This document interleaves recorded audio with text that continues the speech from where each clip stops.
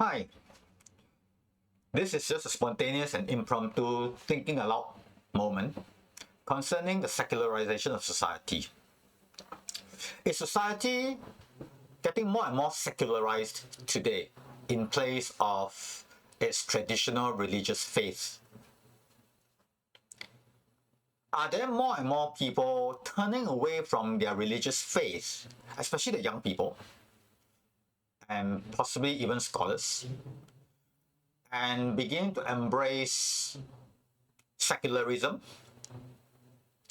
or atheistic ideologies? So what is the reason for such secularization and abandonment or erosion of religious faith in society? Of course, in terms of abandonment or erosion, often it has to do with a person who has been deep in certain religious faith beginning to think in a certain manner or ask certain questions that they cannot find an answer, or their faith could not rationalize their cognitive dissonance. Often, faith has not given them the answer that they need or that they are looking for, such that it is able to sustain and maintain congruence of their thinking, of their attitude in the society round about them, in their conduct with the society, in the interactions with society, concerning social justice, concerning common good, concerning the environment, climate change, and things like that. And some are saying because that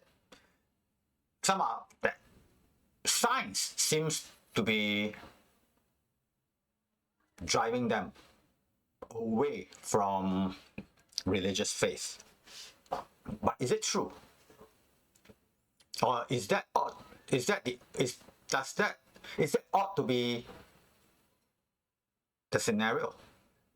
That because of the inability of the religious faith or the religious faithful to provide answers that are critical, even scientific, or wise enough for them, that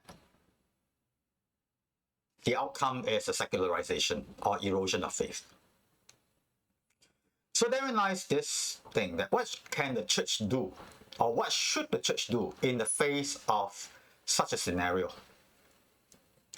I believe that God, who created the whole earth, is the one who holds all the truths and the knowledge and wisdom for interaction on the earth,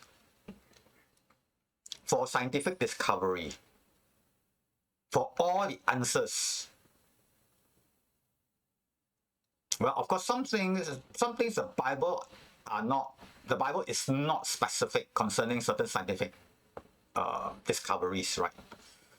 But does that mean that God does not have the answer? Does that mean that God is confounded by science? That we have to deny science in order to protect God? Yeah, so I believe the church is a source of wisdom to connect and to sustain all manner of critical thinking, analysis, and wisdom for living on this earth. Whatever questions that scholars may have that they couldn't answer, God has it. Whatever society needs in terms of social justice, God has the answers. So the question is, how does the church come in? Has the church done sufficiently to manifest God's manifold wisdom, not just in the heavenly places, but here on this earth as well? Because that's what Ephesians says, right? That's what Paul says, that the church is the manifestation of the manifold wisdom of God in all manner pertaining to life and godliness, even to the preservation of the earth. So church has to come to that level where the Queen of the South will come and inquire of your wisdom, just like the Queen of the South came and inquired of the wisdom of Solomon. Governments, NGOs, your colleagues, friends, social media should hear and be blessed by the wisdom of God through your lips and through your writing, such that their doubts, their reservations, and their critique can be answered by the wisdom of God. So, and as Jesus said, someone greater than Solomon is here. That's he himself. And he is in us, and he is working through us, and even as a head of the church. So the church is the manifold wisdom of God that Jesus is building for the blessing and the salvation of the whole world. So it's time for churches to begin to consider how they can be the answer that the society seeks, how they can be holistic and not just as a weekend service center. Preach a few messages and hopefully the people, your congregation is blessed. But there is no answers or holistic answers for the rest of the world, or for the congregation or for the members to bring to the rest of the world.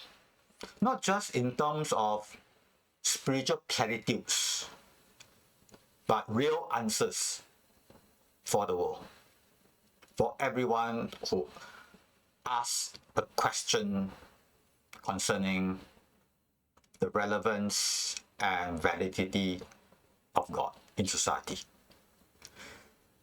So I hope this thought will stimulate more discussions in your churches, in your cell groups, small groups, NGOs, so that we can be the blessing, the Abrahamic blessing in that sense, right? From Genesis 3, verses 6 to 7. That in you, in us, all the families and the nations of the earth shall be blessed. Not just spiritually, but as God would intend in terms, as far as the wisdom to govern society is concerned. So I invite you to put comments, questions, ideas, answers in the comments below, so that we can continue this conversation, so that through conversations we can have strategies and methodologies for the salvation of the whole world. So I look forward to that. So thank you for listening. Thank you for listening to this rant. So God bless you and have a blessed weekend ahead.